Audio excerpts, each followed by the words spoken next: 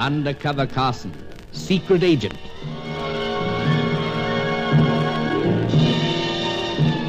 Operation Deathray, an assignment in Rio.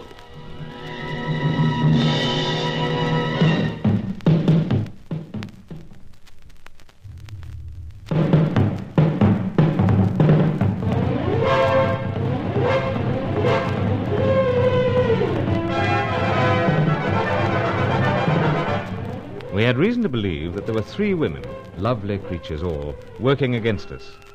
Fay Corelli, the lissom French-Italian dancer, the red-headed American bird painter Hetty Fitzhenry, and the aloof and mysterious Helena Jansen, unbending one moment, distant the next. But the boys in London seemed to think there might be 4, and so they included young Sally Bruin, and instructed me to supply photographs of each. I went to work with a pipe shaped like Cyclops, its single eye conveniently the lens of a tiny camera. First I snapped Sally, then Helena, and I lined up Hetty as she arrived to meet me at a Rio cafe. But she was in a strange mood and promised to make a startling revelation.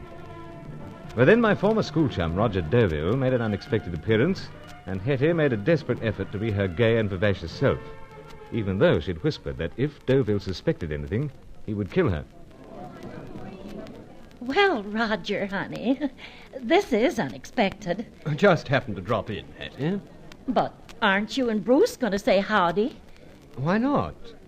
How is the great staccato, Carson? Howdy, old chap. Say, you two aren't acting like a couple of characters who went to school together. Yeah? How so? Well, I kind of sense an air of hostility. Nonsense, Hetty. Of course. I still got my doubts. Oh, but Roger and I are bosom pals till dying day. Howsoever, we were about to toddle off. We were what? That exhibition of paintings I mentioned. Huh? Oh, sure. Then let's go. And leave Roger. Oh, not still in rompers, you know? Bruce, I'd kind of like some more coffee, as they say in these parts. Oh, well, please so. Sit down, Roger. Well, I'd hate to intrude. Oh, don't be mid-Victorian, honey. So, do have a seat. Well, thanks. Just, what are you two up to, anyway? Up to? Oh, just carrying on something that you started, old chap. I don't follow. Well, after all, you introduced me to this dear soul. You're responsible for my sleepless nights and so forth. Oh, but listen to him. Oh, in fact. Oh, sure. My telephone line runs hot with all your constant calls. Oh, excuse me. Here's the waiter. Something more, senor. Coffee for gent. One more coffee. Very good, senor. Now, what are we going to chat about? Before you start a discourse on pipes or hobbies in general, Carson, I've got something here for Hetty. What's this, for heaven's sake? A note that was dropped into the travel agency. It was, rather fortunate that I happened to come in here as I did. Well, thanks. Well, don't mind about us, Hetty. Go ahead, open it up. Well, okay. Coffee, senor. Oh, thanks. For friend here. See. Good. That is all? So? Thank you, senor. Well, wouldn't this? Bad news? No, but something I've got to do first. There's a painting society at St. Louis. They want a couple of my bird canvases. Oh, boys, do you mind if I dash? Oh, be heartbroken. Oh, I'm sorry, honey, but I must. Then I'll be seeing you later? Oh, sure, of course. And me also, eh? Yes, Roger. Thanks for the coffee, Bruce. I'll be seeing you. Odd. I didn't catch that, Carson. I said odd, meaning curious. Wonder just what was in that note. But she told us. Sounded more an excuse than anything, I fear. Especially since there wasn't any stamp or postmark on the envelope. Howsoever... Where do you think you're going? I'm not following Hetty, if that's what you're wondering about. Why should I be worried? I just thought you might be concerned. Besides, we might get talking, and the subject of Miss Sally Bruin might arise. And we mightn't exactly be bosom pals. See you later, school chum.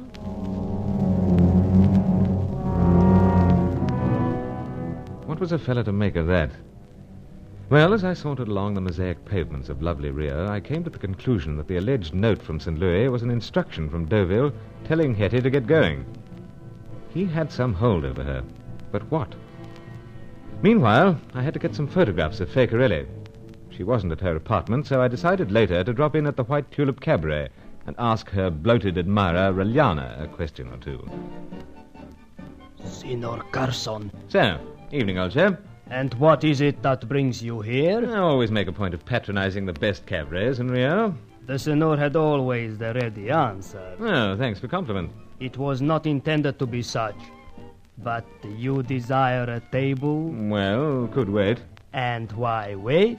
I thought the fair Fakerelli might be appearing. Then you are to be disappointed. Oh, not dancing here? I fear not. Slipped through your fingers again, old chap. No, Senor. Then, where is she? To inform you of that would be a break of promise, Senor Carson. She does not wish to be pestered with your kind. Seemed susceptible to it in the past. Howsoever... Si, Senor? Look, might we have a private conversation? For what purpose? Well, the fact is, I'm rather anxious to see her. But I explain. She has no desire to see you.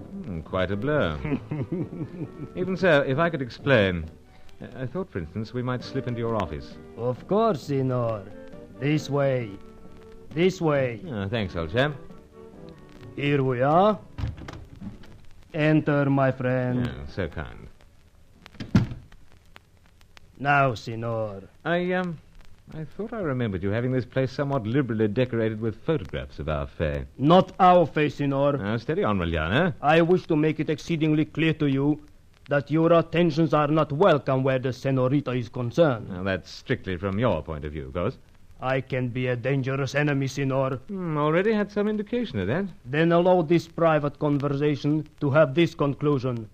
You will forget about Senorita Carelli. I'm afraid it's too much to ask. I insist, Senor. Well, don't want any bother. You know that I am a cost too much. Yes, caused plenty in the past with your bruises and their quaint ways, but, tell you what, how about I take some of the photographs? I fear not. Souvenirs of delightful interludes. No, Senor. Then must help myself, seems. What is this? Just remarking. Pity, no sight screens. Side screens? I do not understand. Now, just a term used in cricket. Cricket? Old English sport. Helps batsmen sight bowlers, and since you've been tossing up the googlies as batsman, I hereby... Now, let's help you to a chair. There. Sixer, or equivalent. Now, to help self to photographs and retire. Otherwise, this liable to be sticky wicket.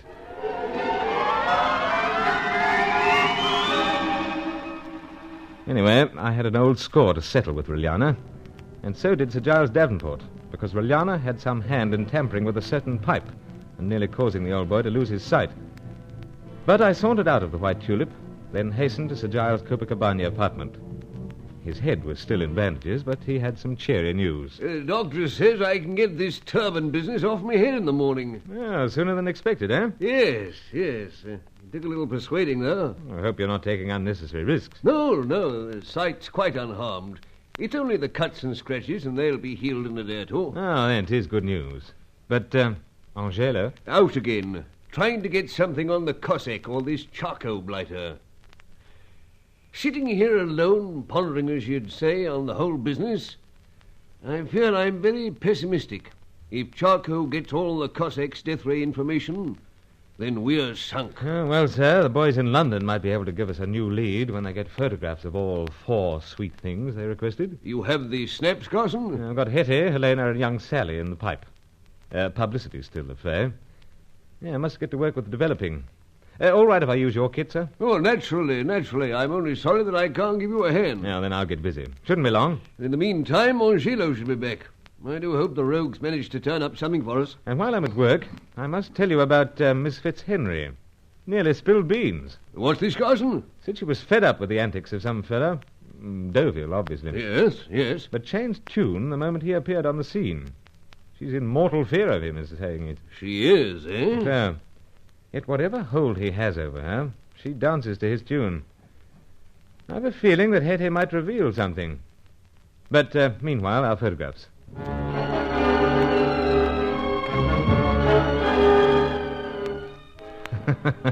No doubt about old Cyclops. What's this, Carson? He has an eye for the ladies. Oh, it's that deuced pipe you're talking about. So, sir. Pity you can't see these snaps. They're clear? Very. Just look at young Sally. Innocence personified. I wonder. And Helena. Perfect features. Mysterious. Most mysterious, Carson. Playing the most perplexing sort of game. And Hetty. Not her usual gay self at all. But Fay... Yes. You've already explained the nature of those stolen photographs. Such costumes, sir. Ah. Enough to stir the heart of any philatelist. Oh, well, we send them off to London and await results. That's right. Now, if they're trying to judge the Rio beauty queen, some task they'll have. Hello. This might be Angelo. Now, we'll soon see. This is the residence of His Excellency, Sir Giles Davenport. I say, really, old fellow.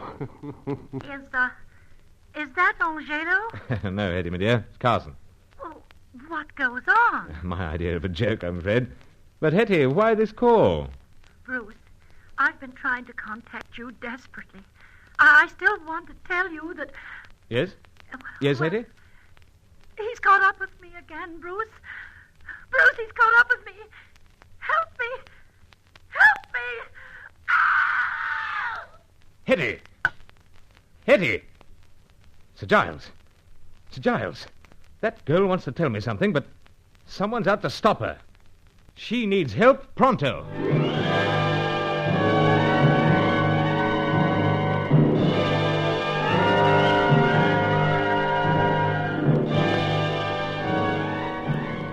So there it was.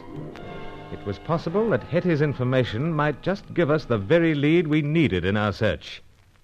And it was obvious that she was in great danger. Something must be done to help her, or another lovely face would vanish from Operation Deathray.